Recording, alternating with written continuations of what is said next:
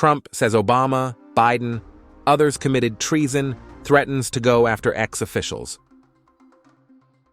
President Donald Trump has accused former President Barack Obama of committing treason as he attempts to shift attention away from criticism over his administration's handling of the Jeffrey Epstein case. On Tuesday, Trump said he had initially decided not to pursue charges against former Secretary of State Hillary Clinton after winning the 2016 election, but now believes it's time to take action against his political opponents. Speaking from the Oval Office, he alleged that former FBI Director James Comey, former CIA Director John Brennan, Obama, and others were involved in an unlawful conspiracy to undermine him. His statements followed the release of a report by Tulsi Gabbard, the Director of National Intelligence, on Friday. The report claims that Obama and members of his administration fabricated intelligence about Russian interference in the 2016 election as part of a broader effort to initiate what was described as a years-long attempt to remove Trump from office. He said, "It's sort of a witch hunt, just a continuation of the witch hunt. The witch hunt that you should be talking about is they caught President Obama absolutely cold. Tulsi Gabbard, what they did to this country in 2016, starting in 2016, but going up all the way, going up to 2020 of the election. They tried to rig the election, and they got caught, and there should be very severe consequences for that. You know, when we caught Hillary Clinton, I said, you know what? Let's not go too far here. It's the ex-wife of a president, and I thought it was sort of terrible.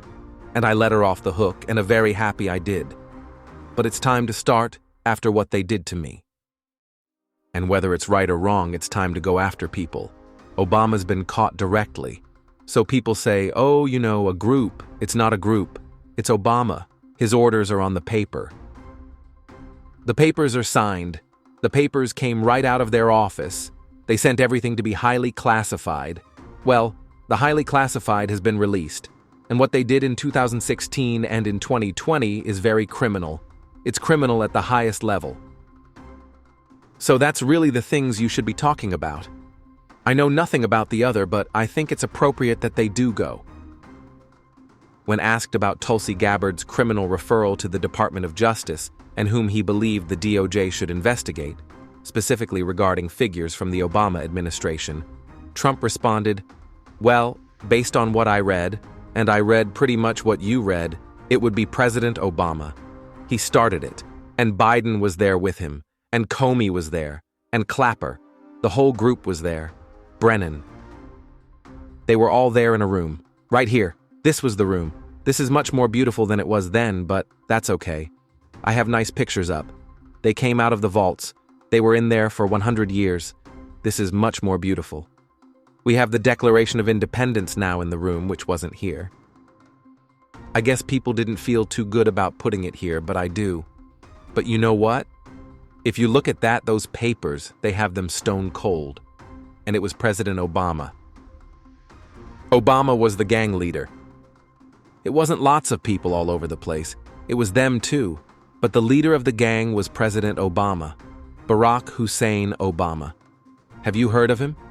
And except for the fact that he gets shielded by the press for his entire life, that's the one they look. He's guilty. It's not a question. You know, I like to say, let's give it time. It's there. He's guilty. This was treason. This was every word you can think of. They tried to steal the election. They tried to obfuscate the election. They did things that nobody's ever even imagined, even in other countries, he added. Meanwhile, the long-rumored Epstein client list has become something of a holy grail for the MAGA movement. Believers claim that once released, the list would expose a host of liberal elites allegedly involved in Jeffrey Epstein's child sex trafficking ring, proof, in their view, of deep corruption within the Democratic establishment. Throughout his campaign, Donald Trump repeatedly vowed to declassify the Epstein files, including the supposed list. Before entering government, Trump allies like Kash Patel, later appointed to the FBI, and Dan Bongino, a former Secret Service agent, regularly appeared on podcasts and TV shows, appealing to QAnon followers and Epstein conspiracy theorists. They pushed for the release of the files and accused the Biden administration of concealing them for political reasons. Shortly after the 4th of July holiday weekend, the Justice Department quietly released a memo that landed like a bombshell.